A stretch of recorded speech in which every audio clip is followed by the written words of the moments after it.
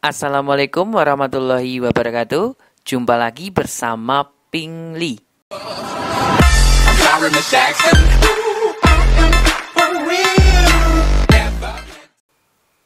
Hai. Masih dengan pembahasan soal TPS untuk persiapan UTBK tahun 2020 ya.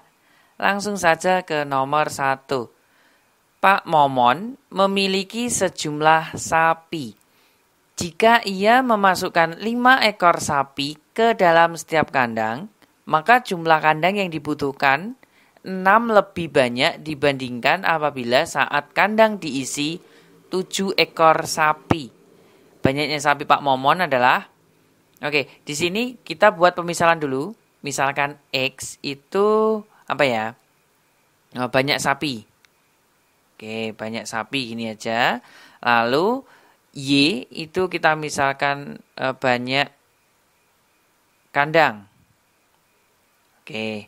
Y itu adalah banyak kandang dan X itu adalah banyaknya sapi. Sapinya Pak Momon ya. Terus persamaan yang pertama. Coba persamaan yang pertama. Ini 7 ekor. Jika X itu kan banyaknya sapi kan. Kalau dibagi 7, maksudnya itu setiap kandang dapat 7 ekor. Berarti kan otomatis dibagi 7 kan. Nah itu kan dapatnya Y. Berapa kandang. Kan gitu kan. Kan kita belum tahu. Berarti kan Y. Nah kita kalikan. X sama dengan 7Y. Sampai sini paham ya? Oke, persamaan yang kedua sekarang. X saat dibagi 5. Jadi setiap kandang diisi 5. Berarti kan dibagi 5 kan. Kalau misalkan setiap kandang diisi 3 ya bagi 3 berarti.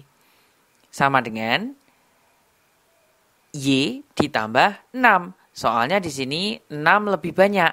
Nah, berarti Y tambah 6. Kalau 6 lebih sedikit berarti ya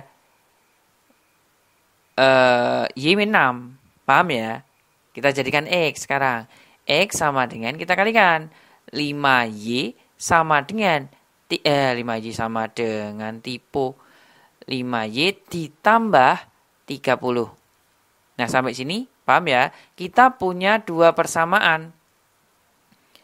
X sama dengan 7Y dengan X sama dengan 5Y plus 30. Kemudian kita apakan? Kita samakan, nanti ketemu nilai Y. Jadi X1 sama dengan X2. X1-nya itu 7Y sama dengan 5Y plus 30. Kita pindahkan ruas berarti 2Y sama dengan 30. Maka Y-nya sama dengan 15. Nah setelah ketemu nilai Y, yang ditanyakan kan sapi, banyaknya sapi. Kita masukkan ke sini. Paham ya? Jadinya X-nya sama dengan 7 kali 15, 105 ekor. Jawabannya A. Nah, mudah banget kan? Oke, soal berikutnya. Nomor 2. Jika titik A,3 dan A-2, B plus 1 terletak pada garis 2X sama dengan Y plus 7, maka nilai B adalah... Nah, caranya bagaimana kalau ada soal seperti ini? Kita substitusikan setiap titiknya ya ke persamaan. Titik yang pertama yaitu titik A,3. Kita substitusikan ke persamaan garisnya ini. X-nya itu kita ganti dengan A. X-nya kita ganti dengan A jadinya 2A. Sama dengan, nah Y-nya kita ganti dengan 3. Ditambah 7. Nah 2A sama dengan 10 ya. Jadi ketemu dengan nilai A. Nilai A-nya 10 dibagi 2 dapatnya 5. Nah, ini ketemu nilai A sekarang. Nah, untuk menentukan nilai B, kita substitusikan ke titik 2. Ke titik 2 sekarang. A-nya kita ganti dengan 5. Jadinya 5 kurangi 2, B tambah 1. Nah, jadinya berapa ini? 3, B plus 1. Nah, ini kan titiknya ya. Kita substitusikan ke persamaan garis lagi sekarang. Nanti ketemu nilai B nanti. 2 kali 3 itu berarti 6. Sama dengan Y-nya itu B ditambah 1 ditambah dengan 7. Sini ya. Nah, sekarang 6 sama dengan B ditambah 8. Pindah ruas. Maka B-nya sama dengan negatif 2. Nah, setelah ketemu nilai A, udah ya. Yang ditanyakan adalah nilai dari B. Nilai dari B itu adalah negatif 2. Mana ini? Kok bisa banyak banget seperti ini ya? Ya, ini jawabannya.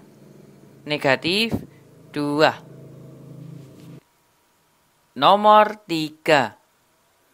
5,055 dibagi dengan 2,022. Nah, ini pembagian ya, pembagian. Hitung cepat ya ini ya. Nah, kalau ketemu soal seperti ini ya, kita amati dulu polanya itu. Oh, ternyata bilangannya itu polanya hampir sama. Coba saya susun ke bawah aja ya. 5,055 dibagi dengan 2,022. Nah, ini kan polanya kan sama. Coba kalau semuanya kita sederhanakan, kita bagi dengan 1,011. Seperti ini. Jadinya berapa?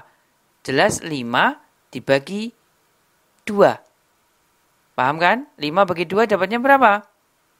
5 bagi 2. 2,5. Jawabannya adalah D. Nomor 4. Istilah hipersonik digunakan untuk menyebut suatu kecepatan yang bernilai 5 kali kecepatan suara. Ambang batas untuk suatu benda bergerak dalam kecepatan hipersonik adalah sekitar 1,05 km per detik. Berapa kilometer per jam nilai kecepatan tersebut? Yang semula kilometer per detik kita jadikan kilometer per jam. Jadi waktunya saja yang kita ubah ya. Oke, berarti 1,05. Nah, kita kalikan berapa? 1 jam berapa menit? 60 menit. Berarti kita kalikan dengan 60. Nah, 1 menit berapa detik? 60 detik ya. Nah, seperti ini. Jadi di sini kan berarti 1,05. Kok 100 terus toh? 1,05 kita kalikan dengan 3.600. Biar gampang, 105 dikalikan dengan 36. Nah, penghitungan yang mudah seperti ini. Kita ambil yang mendekati aja ya. 100 kita kalikan dengan 36 itu berarti 3.600. Yang mendekati 3.600 mana? Jelas jawabannya adalah C. Ya, 3.780. Oke, soal berikutnya. Nomor 5. Mobil Van Matthew diisi 10 galon bensin sebelum ia berhenti di SPBU. Kemudian, ia mengisi tambahan 6 galon bensin. Jika tangki bensinnya masih kurang 4 galon dari kapasitasnya, berapa persen kapasitas total dari tangki bensin tersebut ya, ketika berhenti di SPBU? Berarti yang ditanyakan ini bensin waktu berhenti di SPBU sebelum diisi ya berarti ya. Oke, kita cari dulu fullnya, kapasitasnya. Saat full itu berapa? Awalannya kan dia punya 10 galon. Saat berhenti di SPBU dia diisi 6 galon. Ternyata kapasitasnya itu ternyata kurang 4 galon. Berarti tambah 4 ya. Di fullnya ini berapa galon? 20 galon. Oke, ini fullnya total. Yang ditanyakan itu persentase kapasitas sebelum berhenti. Awalnya berapa? 10 ya. 10 per totalnya, yaitu 20, kita kalikan dengan 100%. Jadinya 50%. Jawabannya C. Soal berikutnya.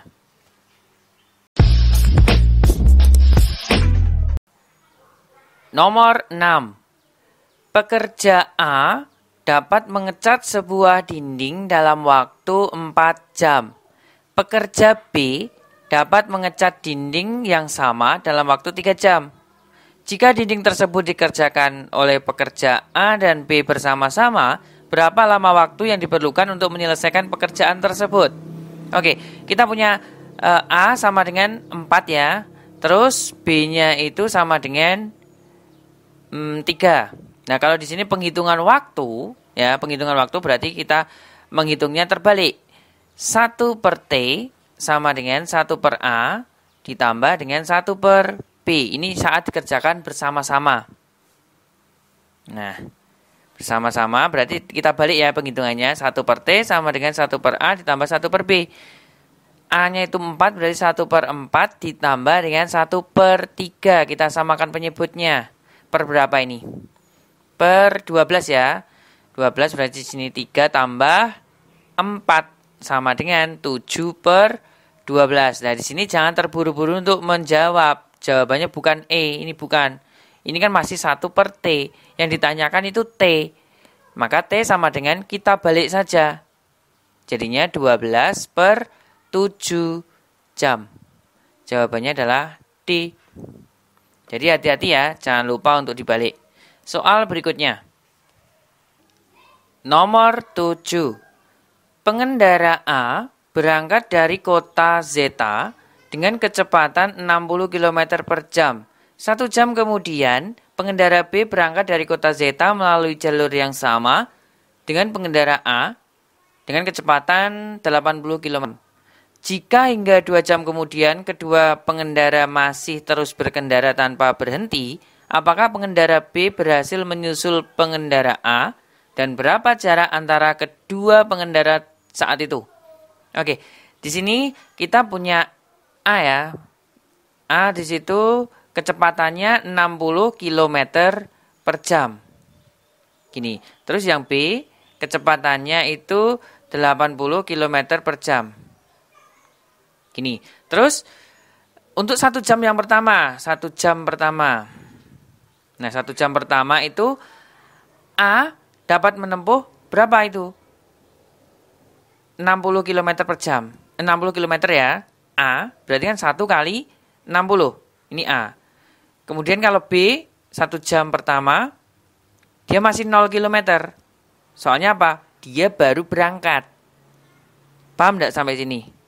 Oke, paham ya? Nah, sekarang kita hitung untuk yang 2 jam berikutnya. Nah, untuk 2 jam berikutnya, yang A, berarti kan 1 jam tadi 60 ditambah dengan 2 kali 60 km per jam. Berarti 60 ditambah dengan 120. Berapa? 180 km. Maaf tadi kilometer gitu aja, bukan kilometer per jam ya. Terus yang B itu berarti kan tinggal 2 kali 80 aja. Jadinya 160 km. Jadi apakah B sudah menyusul A? Nah, 2 jam itu selama 2 jam berikutnya, berarti selama 3 jam ya. Selama 3 jam itu dia sudah menempuh jarak 180 km. Nah, sedangkan B baru 160 km. Apakah B menyusul A? Belum ya?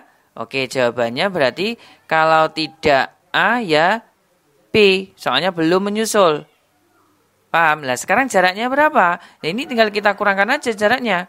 20 km selisihnya. Ya, jawabannya adalah B. Nomor 8. Jika M dan N merupakan bilangan bulat positif, apakah M dikurangi N kelipatan 5? Syarat yang pertama, M min N kelipatan 10. Syarat yang kedua, N kelipatan 5. Oke, yang pertama dulu ya. Kita mengambil satu contoh. Di sini ada keterangan M min N harus kelipatan 10. Ini ya. Terus, misalkan M-nya itu berapa? 20. Oke, M-nya 20. Lalu N atau gini aja. M-nya ini 15. Nah, M-nya 15. Terus N-nya ini 5. Berarti kan M dikurangi N sama dengan 15 dikurangi 5. Sama dengan 10. Apakah ini kelipatan 10? Benar ya? Dan apakah M min N itu kelipatan 5? Untuk pernyataan ini? Benar ya? Oke, benar. Kurang puas, kita ganti sekarang. Jika M-nya itu misalkan berapa ya? 21 misal. Berarti N-nya ini saya misalkan 1. Berarti kan 20 dikurangi 1. Gini, 20 dikurangi 1 sama dengan 20 kan? Nah, apakah 20 itu kelipatan dari 10? Benar ya? Apakah 20 ini kelipat dari 5? Benar. Oke, berarti 1 ini benar. Oke, benar ya, 1 ya. Oke. Terus sekarang kita ujikan yang kedua sekarang. Kalau bentar, 1 itu sudah cukup, benar. Berarti kita dapat menyingkirkan jawaban ini. Pernyataan 2 saja cukup, pernyataan 1 tidak cukup. Nah, untuk jawaban B ini menyangkal pernyataan 1 ya. Ini ada keterangan 1 saja tidak cukup, padahal 1 itu cukup. Berarti ini salah jelas. Terus C, ini kedua-duanya bersamaan, tetapi salah satu saja tidak cukup. Ini salah ya. Terus D ini belum, E, ini kedua-duanya tidak cukup. Oke, berarti kita menyingkirkan B, C, E. Sekarang tugas kita membuktikan yang pernyataan kedua. N harus kelipatan 5. Oke, N saja yang kelipatan 5 ya. Berarti M-nya bebas. Misalkan M-nya itu saya ganti dengan 12. Terus N-nya ini 5. Berarti M dikurangi N sama dengan 12 dikurangi 5. 7. Apakah 7 ini kelipatan 5? Salah ya. Bukan ya. Berarti salah. Kurang puas, Kak. Oke, kita buktikan. Lagi sekarang misalkan N-nya itu M-nya kita ganti dengan berapa? Bebas ya. Misalkan 18. Terus N-nya ini kelipatan 5. Saya misalkan 10. 18 dikurangi 10 sama dengan 8. Apakah 8 ini kelipatan 5? Salah ya, bukan ya, meskipun ini N-nya itu kelipatan 5. Berarti pernyataan kedua saja di sini tidak cukup. Paham? Berarti jawabannya mana? Pernyataan 1 saja cukup untuk menjawab pertanyaan, tetapi pernyataan 2 saja tidak cukup. Jawabannya adalah A. Semoga bisa memahaminya. Oke, soal berikutnya. Nomor 9. Jika A bilangan bulat dan B sama dengan 5A ditambah 3, bilangan mana yang merupakan pembagi dari B? Berarti kita harus mencari nilai B terlebih dahulu ya. Yang intinya yang bisa dibagi. Ini loh, A, B, C, D, E yang bisa membagi B itu yang mana? Gitu ya. Oke. Nah, di sini kita mengamati 5A. Ini loh 5A. 5A di sini itu adalah kelipatan 5 ya tentunya ya. Misalkan A-nya ganti 2 berarti 5 kali 2 kan 10. A-nya ganti 3 berarti 5 kali 3 kan 15. Artinya kelipatan 5. Nah, di sini kan ada 3, angka 3. Bukan kelipatan 5. Bukan kelipatan 5. Berarti kalau kita jumlah 5A ditambah 3, ini juga bukan kelipatan 5. Bukan kelipatan 5. Itu sudah pasti. Paham enggak? Coba misalkan ini 5 kita ganti dengan 15. 15 ditambah dengan 3. Berarti kan jadinya 18. Apakah 18 ini kelipatan 5? Tidak kan? Tidak kan? Nah, tidak kelipatan 5 berarti yang pada jawaban di sini kelipatan 5 kita coret. Ini jelas salah. Terus 10 juga salah. E juga salah. Berarti tinggal C dan D. Sekarang kita ganti tugas kita. B sama dengan 5A ditambah 3. Coba, kalau A-nya kita ganti dengan angka 1. Berarti B sama dengan 5 ditambah 3 sama dengan 8. Nah, 8 di sini ada enggak? Oh, tidak ada. Berarti kita ganti lagi. B sama dengan 5A ditambah 3. A-nya kita ganti dengan 2. Berarti 5 kali 2, 10 ditambah 3 sama dengan 13. Nilai B-nya itu 13. Ada enggak 13 di sini? Oke, ada. Berarti jawabannya adalah C. 13 dibagi 13 kan bisa toh? Berarti pembagi dari B. Gitu. Bisa dipahami ya? Alhamdulillah. Soal berikutnya. Nomor 10. Bilangan bulat D adalah hasil kali dari bilangan bulat A, B, dan C. Dan 1 kurang dari A, kurang dari B, kurang dari C. Jika 233 dibagi D menyisakan 79. Nilai dari berapakah nilai dari A plus C? Oke. Di sini berarti D adalah hasil kali ABC. D sama dengan A kali B kali C. Berarti nanti dia merupakan faktor terbesar. Ini ya, faktor terbesar. Bisa memahami ya di sini ya. Oke, terus clue-nya lagi ada 233 dibagi D menyisa 79. Berarti kita kurangkan dulu tuh 233, kita kurangkan dulu dengan 79. Dapatnya berapa ini? 154. Nah, faktor terbesar dari 154 itu berapa? Ya 154 itu sendiri. Paham apa enggak di sini? Soalnya kalau kita kalikan faktor terbesar kan itu. Berarti kan faktor terbesarnya ya 154. Nah, sekarang kita uraikan 154 ini kita uraikan. Coba kita bagi 2. Berarti di sini kita ubah ya. Jadinya 2 dikalikan dengan 77. Nah, 77 ini kita ubah lagi jadinya 7 kali 11. Paham enggak? Kalau kita susun, berarti D itu 2 kali 7 kali 11. Paham di sini? Oke, paham ya? Nah, berarti kan A-nya berapa? A-nya itu 2, ini A, ini B, dan ini C. Soal C ini yang besar ya. A yang paling kecil. Terus yang ditanyakan adalah A plus C. A tambah C. A-nya itu 2, tambah C-nya itu 11. Berarti 13 ya. Jawabannya adalah C. Bisa dipahami ya? Oke. Soal berikutnya.